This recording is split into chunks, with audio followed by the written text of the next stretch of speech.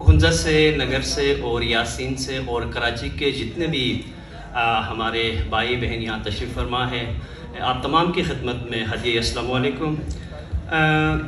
گو کہ میرا بھی تعلق زبان سے ہی ہے، زبان کا ایک ادنا اسٹوڈنٹ رہ چکا ہوں، لنگوسٹک میرا ایریا ہے، اور آج کل گلگت بلتستان میں جو بروشس کی زبان ہے اس کے حوالے سے ہم ایک پروجیکٹ پہ کام کر رہے ہیں۔ سب سے بیشتر میں آج کے منتظمین کا بہت زیادہ انتہائی مشکور ہوں کہ انہوں نے پہلی مرتبہ جو تینوں لینگویج کمیونٹیز ہے ان کو اکٹھا کیا، ایک دوسرے سے ملنے کا موقع فراہم کیا، اور ساتھ ساتھ جو ہماری روایات ہے، میوزک ہے، ان کو سننے کا، دیکھنے کا ہمیں موقع فراہم کیا، جو کہ یقیناً مبارکباد کے مستحق ہے۔ تو میں اپنی جانب سے پوری ٹیم کو جو ہے بہت زیادہ خراج تحسین پیش کرتا ہوں۔ دوسری بات یہ ہے کہ یقیناً پہلی مرتبہ سال 2021-22 میں ہم تینوں جو لینگویج کمیونٹیز ہیں، ہنزہ، نگر، یاسین، ہم ایک پیج پہ ہے۔ محترمہ شہناز صاحبہ یہاں تشریف فرما تھی، ابھی شاید وہ جا چکی ہیں۔ کچھ چیزوں کا میں یہاں پہ بالکل کلیئر کرنا چاہوں گا۔ بالکل جو علامہ صاحب کی جتنی کاوشیں اس زبان کے حوالے سے ہے، کوئی بھی اس سے انکار نہیں کر سکے گا۔ Nobody can deny it۔ بروشس کی ریسرچ اکیڈمی کا بہت اچھا ایک رول رہا ہے۔ اس کے ساتھ ساتھ علامہ مرحوم کی جو پوئٹری تھی، اسپیشلی جو اسپریچول یا جو ریلیجس پوئٹری ہے، وہ بہت ہی شاندار ہے۔ آج بھی ہمیں زبانی یاد ہے، اس وقت ہم پڑھ نہیں سکتے تھے، لیکن وہ آج بھی ہر گھر میں ہر بچے کو وہ یاد ہے۔ لیکن ریسرچ اکیڈمی کی، بروشس کی ریسرچ اکیڈمی کے حوالے سے کچھ ریزرویشن تھی۔ وہ ریزرویشنز یہ تھی کہ اس میں یاسین اور نگر کی کوئی خاطر خواہ نمائندگی اس میں نہیں تھی اور آج تک نہیں ہے۔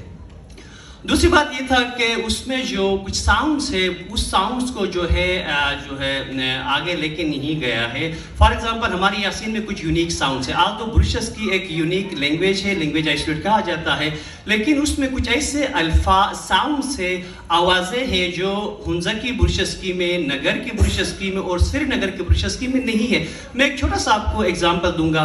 ہمارے ہاں 3 قسم کے لام، جو لا آواز ہے، ٹھیک ہے؟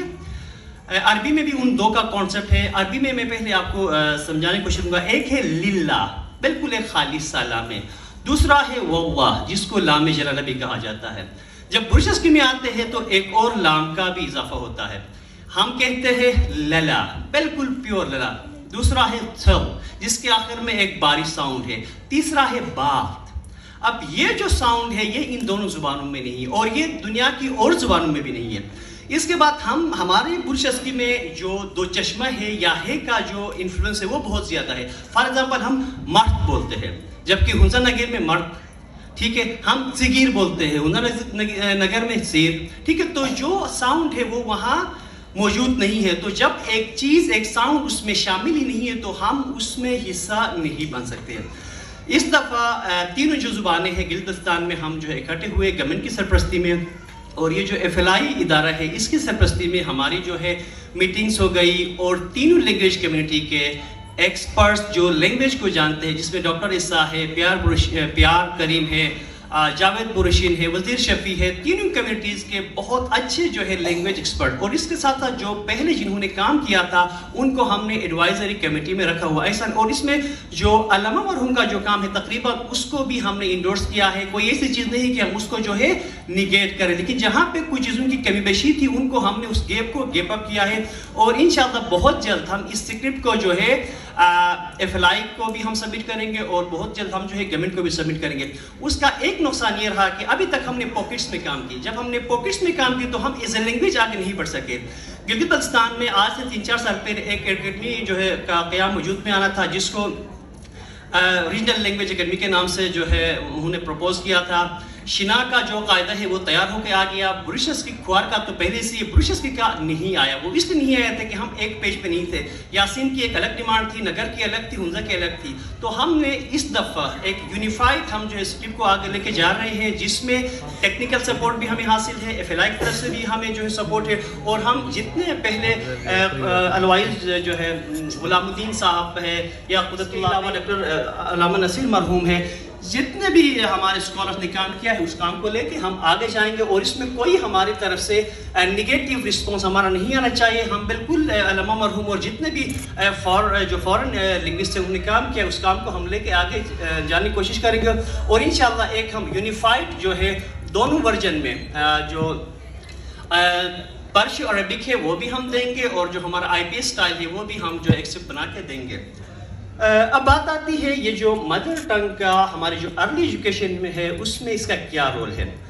یقیناً جو ہماری مدر ٹنگ ہے وہ اس مدر ٹنگ میں بچے کی ایک بہتر نشو نما ہوتی ہے. جب بچہ پیدا ہوتا ہے تو اس کی پہلی لینگویج جس کو فرسٹ لینگویج کہا جاتا ہے، مدر ٹنگ کہا جاتا ہے یا نیٹو لینگویج کہا جاتا ہے، وہ اس کی مادری زبان ہوتی ہے، وہ زبان جو اس کی ماں بولتی ہے اس کے گھر میں بولی جاتی ہے. اگر بچے کو اسی سکھاتے ہیں تو بچہ اس چیز کو بہت جلدی سے بہت آسانی سے سمجھ سکتا ہے. بجائے علومت عام کے بجائے اگر ہم اس کو اپنی زبان میں الف سے اشچی کہے، الف سے اٹرو کہے، یا کوئی ایسی چیز جو ہماری کلچر میں ایگزسٹ کرتی ہے جو ہمارے گھر میں موجود ہے، اگر ہم بچے کو وہاں سے اسی لینگویج میں ہم اس کو سکھائیں گے تو بچے کے لیے بہت آسانی ہوگی. بچہ بہت بہتر طریقے سے اس چیز کو سمجھ پائے گا. اب مجھے یاد ہے ہم جب فورتھ میں آئے طرفے یا سمتیں 4 ہوتی ہے.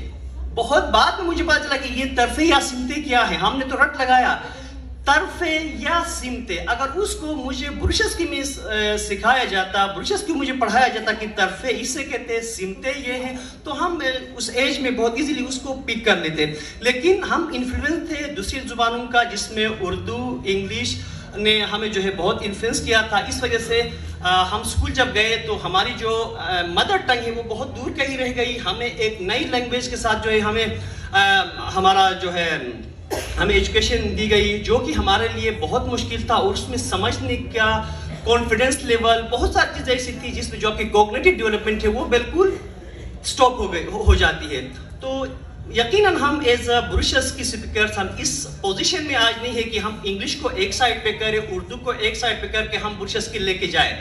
ان دونوں زبانوں کے ساتھ ہم ایز اے جو ہے تھرڈ کمپوننٹ ہم اپنی لینگویج کو لے کے جا سکتے ہیں. ہم گورنمنٹ کو انفلوئنس کر سکتے ہیں. جس طرح سندھی زبان میں ایجوکیشن ممکن ہے، جس طرح پرشین میں ایجوکیشن ممکن ہے، جس طرح پشتو میں ایجوکیشن ممکن ہے، اسی طریقے سے ہماری جو لینگویج ہے شنا کا قاعدہ تو بن کے آیا ہے.